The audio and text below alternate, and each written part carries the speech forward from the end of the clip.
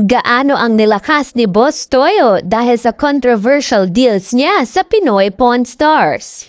Kailan mo talaga naramdaman na medyo nagkakagulo na medyo ito na yun? Yung kay Francesca, tapos kay Girma, Pero masasabi mo bang mas umingay yung pangalan mo after nung binili mo yung kay Francis? Yes, absolutely yes. And then after that, controversy, may nag-reach out ba sa'yo from Pia Scam? Di ba sabi mo nag-reach out ka sa kanya? After that, wala po. Ikaw mismo yung pupunta sa mga celebrities na nakikipag-usap para sa mga... Hindi naman, may mga researcher. Ultimate dream mo na mabili na pag-aaral. Ewan ko, masyadong mababaw nga, pero gusto ko kaya yung Elastic Man. Ay, yung mga ganun talaga. Oo, kasi syempre, bossing big yan. Idol ko yan, bossing big. Gusto ko maging bossing big. Kung may bossing big, sana may magkaroon ng Boss Toyo. Mas gusto mo yung kesa sa sports car ni Daniel Padilla? Medyo nagkamali ako doon kasi hindi ko nabili, sayang, kikita sana ako. So, medyo malaki, kasi nga malaki yung punan.